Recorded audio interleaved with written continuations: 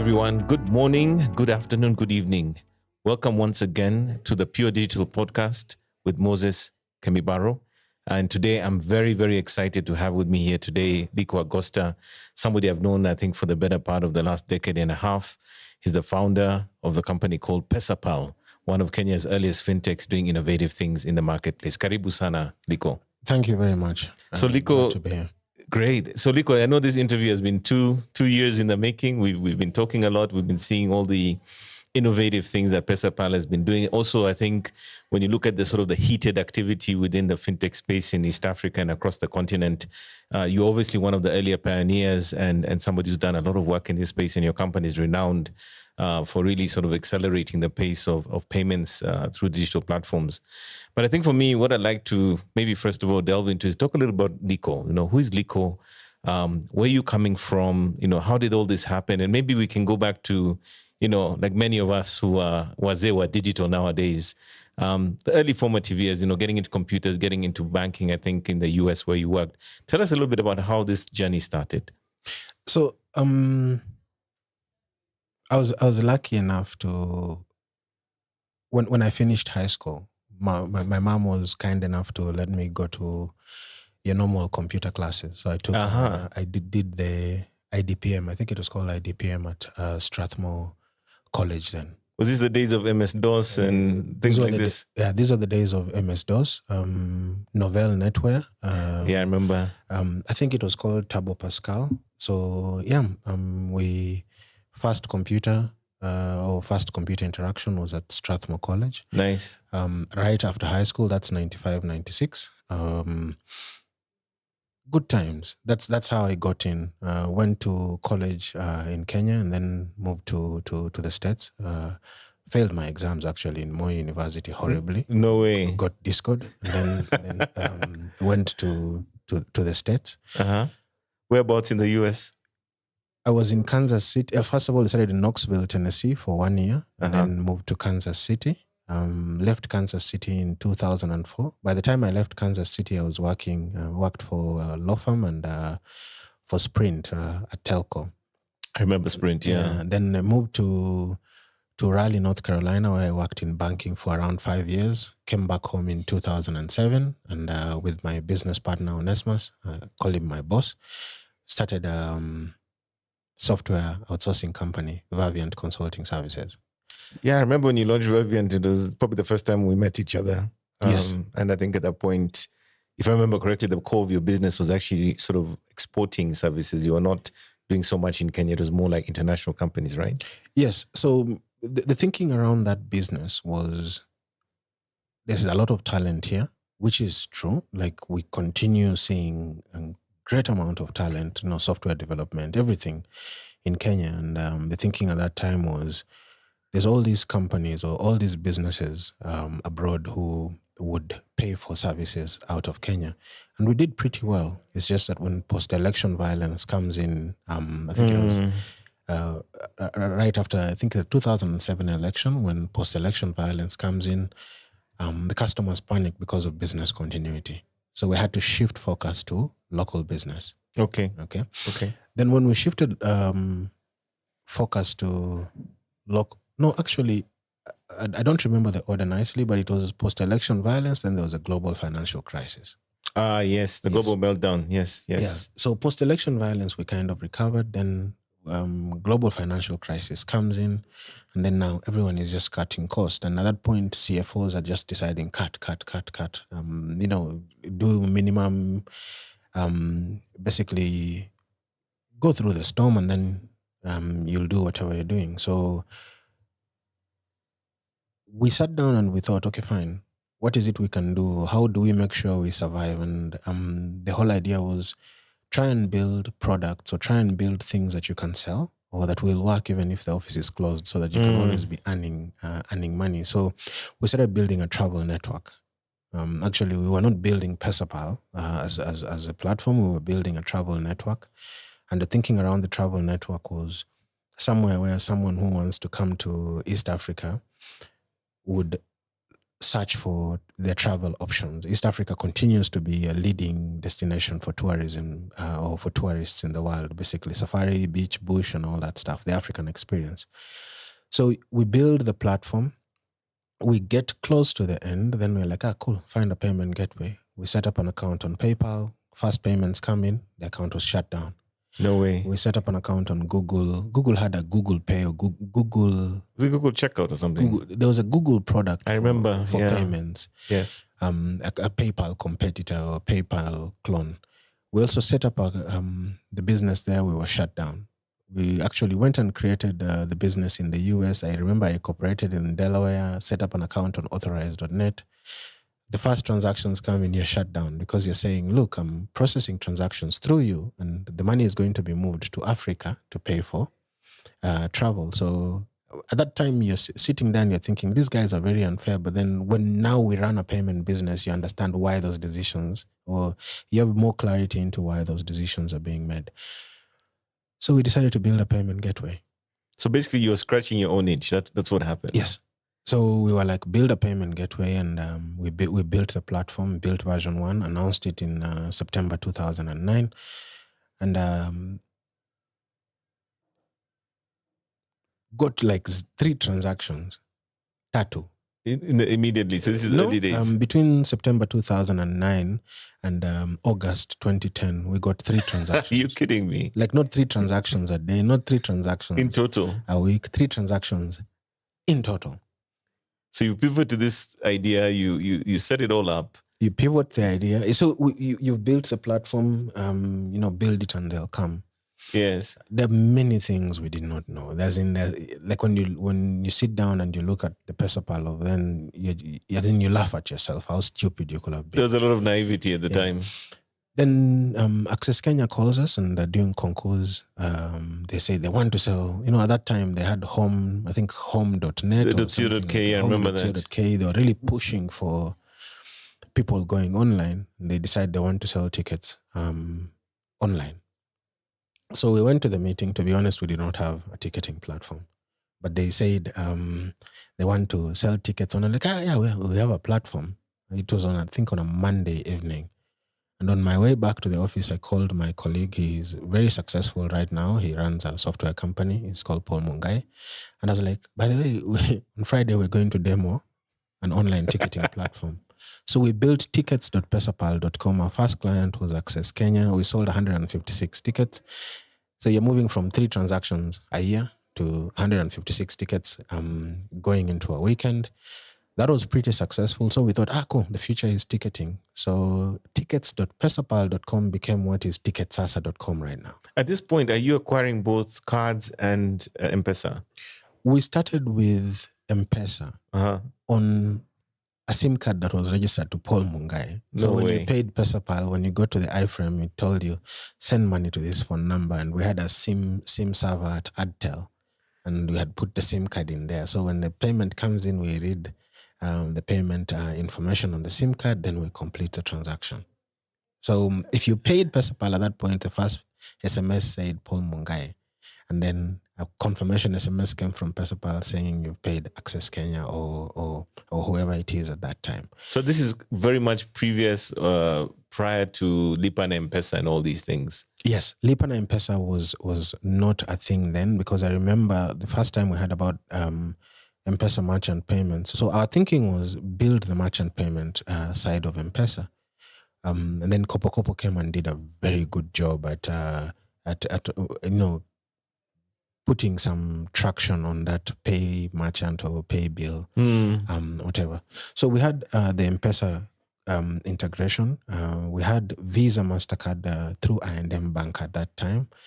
And a lot of lessons that came with that. That's when you learn about card fraud. That's when you learn about customer service. That's when you realize, okay, we built a system, but we didn't think about how will accounts log in, how will finance log in, how will all these things work and all that stuff. So immediately after concours, now we start building the real PesaPal, because version 1 was just A proof of concept. Proof of concept, but you didn't know you had a proof of concept. So based on what's happened in the market, based on what you've seen, you start building now what is the basis of what PesaPal is right now. So late 2010, you're building, you're trying to make sure everything is okay. 2011, we got our first real merchant, Rupu. I remember Rupu. Yeah, 2 months later, we got Zuku. When Zuku was starting, I remember that at that time the CEO was Richard Bell. He was kind enough to say, okay, fine, I'm going to give you business. Because we went to him looking for money, looking for an investor, East African Capital Partners. And he was like, cool, you're too small for me, but here's business. And Zuku opened doors for us because we started with Zuku. It helped us build out a whole team, build out the processes, build out settlement, risk management, and everything. And then when they opened Uganda, we opened PesaPal Uganda. When they Also, you rode with them. we opened PesaPal Tanzania. That was our anchor tenant. Fantastic. Yes. So they made it very, very easy for us to go into a country, set up the country, make your first hires, build your processes, build your settlement and everything. And now you used to start getting this Pan-African dimension, right? How do things work in Uganda? How do things work in TZ? You start to understand those environments and figure out how to go beyond Kenya and become a regional business, right? So we went into Uganda and Tanzania with one anchor tenant. And we will always be appreciative for that chance because it allows you to build. Our experience thinking about other markets has just been stressful. Why? Because right now you have to navigate regulation. You have to navigate getting the right people. There's a lot more to be done if you don't have an anchor merchant. But the big blessing about our business right now is we've always had a good team and we've always been lucky enough to have hired the right people or very, very good people. So we do many to experiments. So one of our experiments has worked out very well, the POS business. That one is an easier business to put in another country and to scale. Yeah, tell us a little bit more about the POS business. I think your product is called Sabi. How did that come about? How did it happen? Because I think one of the catalysts for this particular conversation today is that I think in the course of a week, I've encountered PesaPal, I think in 3 different merchants. And I keep sending you pictures and screenshots of this stuff. And I'm like, it almost feels like you're everywhere in the POS space. But maybe tell us how that actually came to be. We're supposed to be everywhere. Our thinking or our general strategy is be that service provider who every business uses by, with the different products. Businesses have unique needs. And we think that a lot of organizations that interact with businesses look at them immediately as a place to extract money. We're trying to define a new relationship with businesses where you say, look, how can I come and make it just a little bit easier?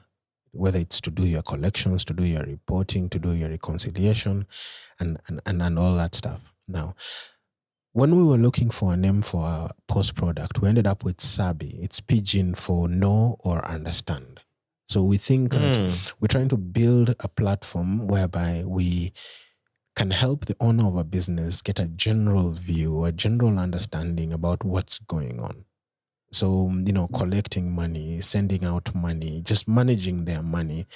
And to do that, we've had to do a little bit or a lot more than what other platforms offer in the market. We've had to build POS infrastructure that into which you can integrate anything. So there are APIs, there's interfaces whereby if you have a point of sale application, if you have an ERP application, if you're a hotel and you run a property management system, if you're a restaurant and you have a restaurant management system, we're deliberately going out to these providers or the larger providers and saying, let's do the work to integrate so that if you come and you pick, or when you come and you pick Sabi or PesaPal infrastructure, you'll always know things are flowing all the way to the end.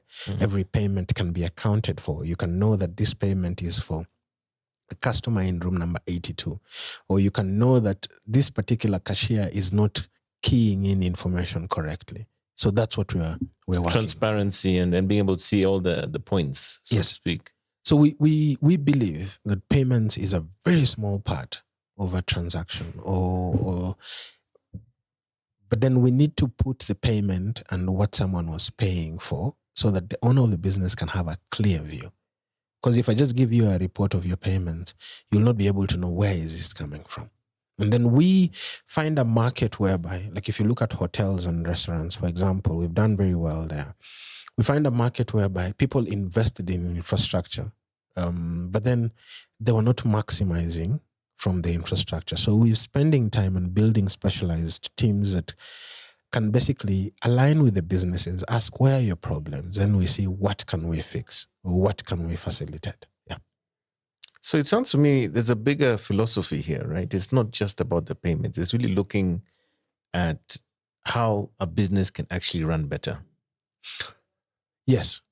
So from running our own business, we've seen what happens when you do automation. We've seen what happens when you do things better. We've seen what happens when you have a better budgeting process, a better management process, your management accounts and all that stuff. So you're like, how do you support other businesses? Now, fraud is a big problem. Whether you run a petrol station, you run a hotel, you run a restaurant, you run a wines and spirits, there's always fraud. If you can help the businesses reduce fraud, by saying, look, I'm doing things end to end, then you're helping the viability of the business. Then you're helping the owner of the business, because typically owners of businesses deploy capital, but then there's leakages. So you're dying, but you don't know why you're dying. Do you find that there's a big challenge? Because I imagine in many businesses, some of these things have been status quo. People have become accustomed to things being bad. Do you find that it is a challenge to get them to adopt your products and your approach to get the full benefit of them? Or is it something where you need to spend a lot of time educating them on the key benefits and why they should do it? It takes time. And we're also working very hard to continue being better. It used to be that you got a POS terminal from a financial institution and you never saw them until they were bringing more printer rolls, or you had a problem, or more rolls for printing, or you had a problem. We've defined a different relationship where we keep on checking in and saying, how are you? Where are things? How can we help? And obviously we can't sort every problem, but then there are things when you hear the same problem with 20 customers, then because all our software is built in East Africa, it's easy for us to say, okay, fine. Fred, please work on this. Or it's easy for us to say, hey, Michael, please work on this. Or look at this as a problem and say, it's going to affect, let's say, 500 merchants. So go ahead and fix it. How big is the POS business, if you're able to share any insights? Because, again, one of the catalysts of this meeting for me feels like these POS systems are everywhere. And I'm seeing them I think when I was in Mombasa at White Sands a couple of months ago, it's there. I was at a restaurant the other day. I think I shared that with you. But it feels to me that I'm seeing them pop up everywhere. And I guess it's about this new approach that you're bringing to the market, right? So the approach is try to align with the business, number one. Number two, the businesses typically, like if you look at Kenya, the business wants to manage their card payments. They want to manage their M-Pesa. Our POS terminals support card and mobile money. So you're giving one central interface whereby even if you pay by M-Pesa, there's receipting. So there'll be a report that has everything. So your typical gaps, your typical reconciliation nightmare, the typical places where you'd be twangwed if you own a business start narrowing. Because now you have one single source of truth. It's all there. So you're trying to become the single source of truth. One of the things we're trying to think about is how do we also put cash as part of that equation, so that at the end of the day, you'll say, how much am I getting from PesaPal, which is Visa, MasterCard, and then how much cash at hand is the person at the shop supposed to have? So it's one point of truth. Because our infrastructure is built in East Africa, we're going to get to a point whereby if you own a business and you're not near the shop, you can pull up your merchant account and these are my collections for today. Now, let's talk a little bit about that unified platform approach, because I think the other aspect I really wanted to hear more about is the e-commerce infrastructure, right? How people like the hotels, we as an agency, for instance, in my company, use PesaPal to help our clients acquire payments on their websites for e-commerce sales. How's that doing? Because I think that was the kind of like the original entry point. How's that doing? What's happening in that area? Maybe you can share a little bit more about how PesaPal is playing in that space. So e-commerce, to us, a lot of e-commerce has been travel commerce. Like your typical tour operator, your hotels, bill payments actually, and bill payments. And that's a good business. That's a business that has really powered us and supported us or helped us pay the bills over the year and make the reinvestment. Now, early COVID, travel disappeared. So e-commerce disappeared. A lot of what we were reading in the world is e-commerce is exploding because Amazon exploded, Shopify exploded, Stripe and all those guys, and even the tech stocks went up. But we struggled to find e-commerce in East Africa. Why? Because we did a lot of work around enabling our customers to do e-commerce. We had there's one segment where we had success. It was food delivery, like building, supporting at Cafe with their online delivery platforms, Mama Rocks with their online delivery platforms. That did well. But when we looked at traditional retail and such things, it did not really take off. Or shopping, household shopping, it did not take off. So we think there's travel commerce, there's ordering quick food. We believe that a lot of hotels, a lot of restaurants and all that stuff are going to continue building their own infrastructure because they want to lower their cost of online sales, as opposed to using the food delivery services who take a massive commission, right? Yes.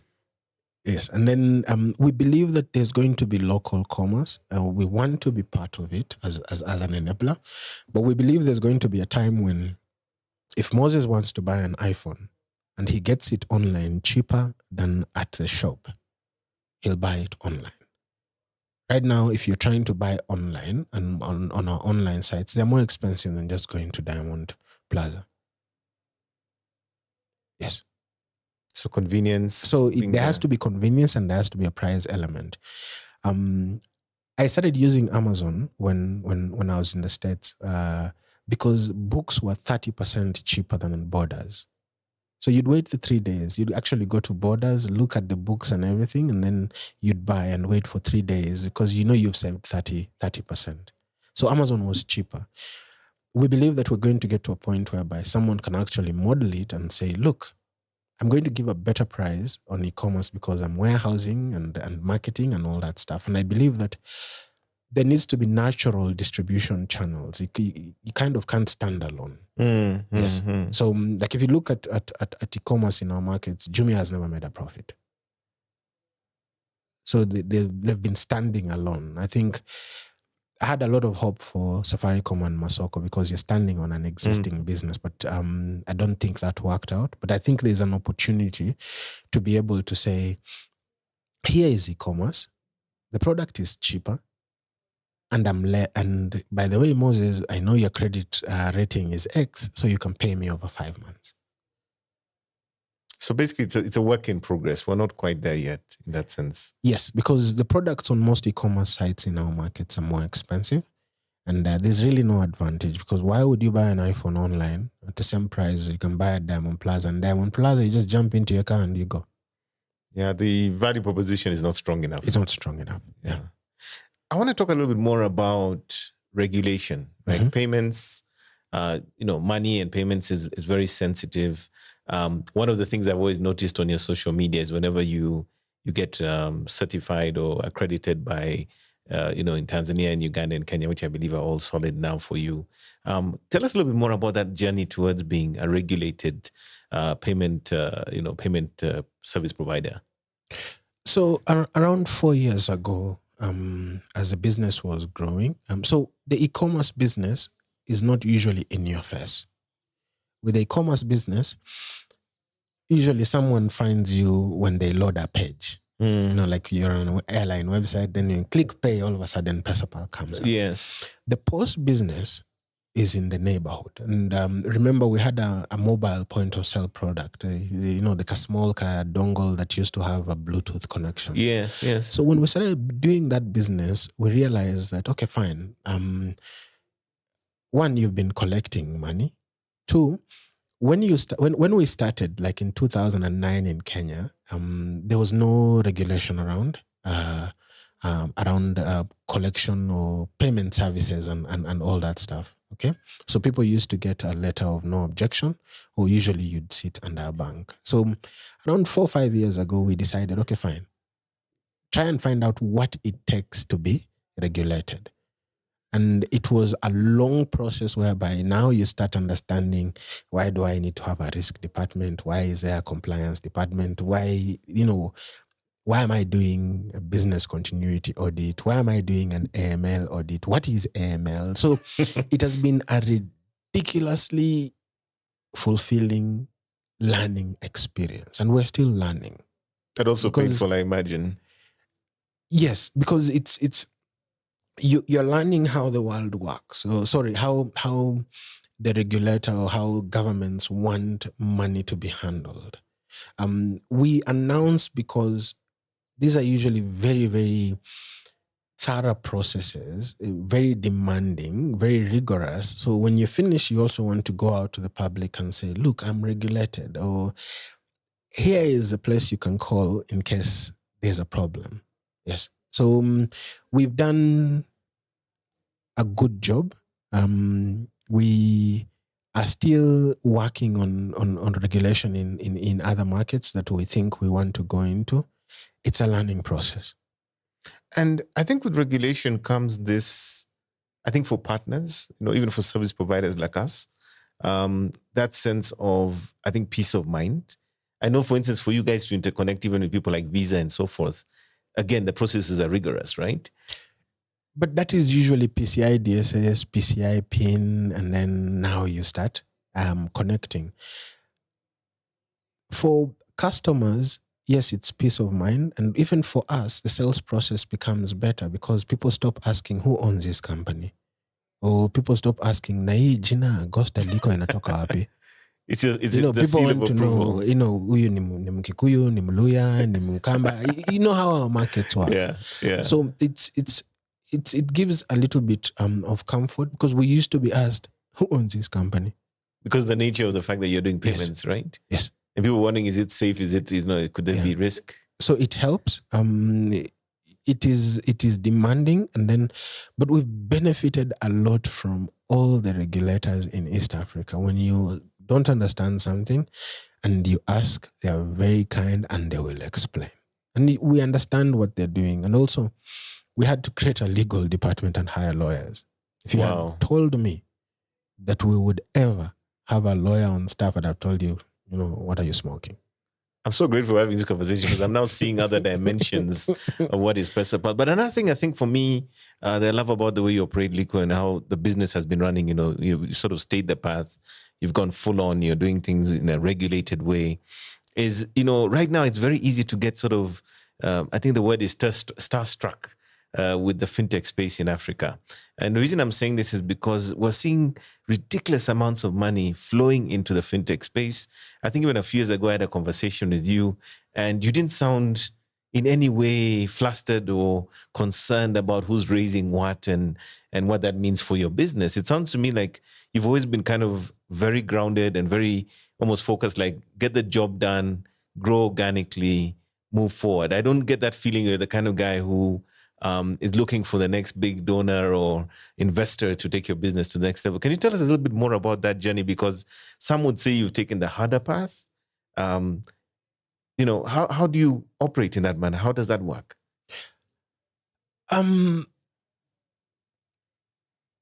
we discuss, and I work with very smart, very patient people. One of my colleagues, Onesimus, always says, solve a problem for many people well, and everything will work out.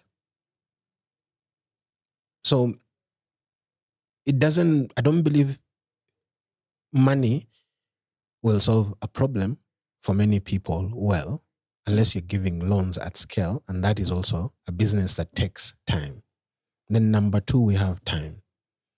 Because we do not, we still control our vision, and we will always control our vision and where we're going. I don't believe there is money that we would be given or an investment that we would be given that would tell us, we've looked at Africa or we've looked at East Africa and we've hired people from East Africa who are saying this is where the problem is.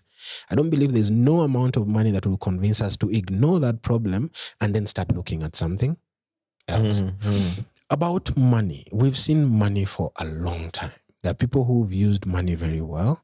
But when you look at money alone, it does not seem to be what makes people successful. It is not the means to the end itself, so to speak. It's not a means to the end. I'm not saying I hate money. I'm not saying I'm now a socialist. I'd like to buy a G-Wagon like everyone. But then there's no correlation between how much money did you raise and success. Absolutely. And I think that hype is, people are losing their way, so to speak, isn't it? To some extent. I was told, never believe your PR. You know the truth. Like I can go to a nightclub or I can go to a bar or a restaurant. And when the waiter comes, I start, whatever in dollars. But maybe I only have $2,000 and I have $5 million in debt. So never believe your PR. There is a truth. You know the truth. Like when we sit, we have the numbers. We know where the problems are. We have the insults from the customer who is mad. That's the truth. So if we can focus on that, and what we try to do is say, focus on that. Get that customer who is not happy to become happy. Get that customer who is not a believer to become a believer. And sometimes say, look, I'm really, really, really sorry. I'm not the right service provider for you. Even saying no, basically. Yes, and then saying, look, this is the right person. Sometimes you push people in the right direction. Because you might not work with them on POS or e-commerce, but maybe they use Ticketsasa. Maybe they use ReservePort. There's quite a few products that we have. And again, we have time. And that's actually part of the really impressive side to even the service portfolio you have. Because I know we have a client in Zanzibar and they're using the travel port solution to enable the e-commerce and went through a very painful process trying to do something custom. And then at the end of the day, it became the solution because I think you had analyzed the industry, you looked at the hospitality requirements, you saw a pain point, you created an offering which preempted what we were trying to build. And I think that's what you're saying here, isn't it? That look at a sector, look at a space, understand the commonalities of issues, and then build a solution that fits almost plug and play to close that gap. So when we look at the hotel segment, ReservePort right now is used by, I guess, all the major hotels, mostly locally controlled hotels, because hotels wanted to sell online. And the business online is not big enough to warrant, $20,000 a year spend or $30,000 a year spend. So we built an online, a system that can be used by a hotel to make bookings online, to distribute their inventory on booking.com, hotels.com, blah, blah, blah. And if you have some property management systems, it will integrate. The same platform is what is being used by restaurants to integrate into their food ordering platforms and all that stuff. The same platform, we've now added connectivity so that if the restaurant, for example, has Uber Eats and right now it's, I think, Uber Eats and Glovo, when an order is made on Uber Eats and Glovo, that software acts as middleware to land it into the hotel. So the restaurant doesn't need to have tablets and all that stuff. So this is a product that is evolving with the market. Okay, in Kenya, the product is very popular because hotels want to have a resident rate and a non-resident rate. So when you bought a lot of the international software, they tell you buy 2 licenses. One, we've put prices in dollars, and the other one, we've put prices in shillings.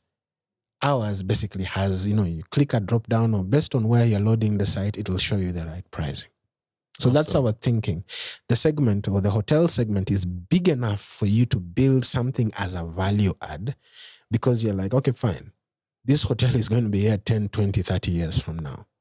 So if you can help them with a pain point and grow with them, it'll generally pay back. Absolutely. Fantastic. I think for me, one of the last things I'd like to ask about is, if we start looking at the crystal ball, 2 to 5 years from where you are today, where do you see PesaPal going?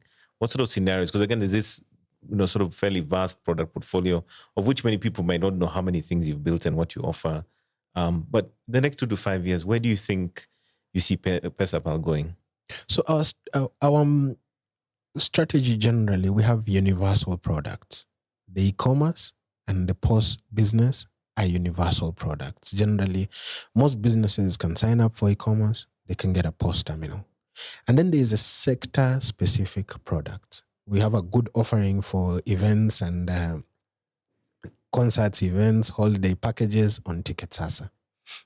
We have a good offering for hotels, restaurants, and all that stuff on ReservePort. And then now we're defining or building other products to pick particular segments that we'll be announcing as we go. So we are approaching the world market by market, segment by segment. There are places where we will not compete and you'll not find us. And we're okay until we have a product that will be good enough to make us the number one provider. That is how we build. We believe we can help businesses. And by helping the businesses, you basically are offering way more value than any other provider.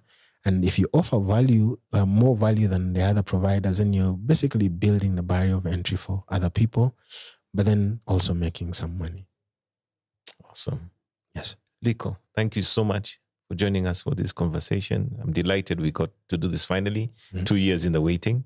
And wishing you all the best going forward. I hope we'll have you again in the future on the Pure Digital podcast, with Moses Kemibaro. And more importantly, we are wishing you all the best at PesaPal. Thank you very much, and thanks for having me.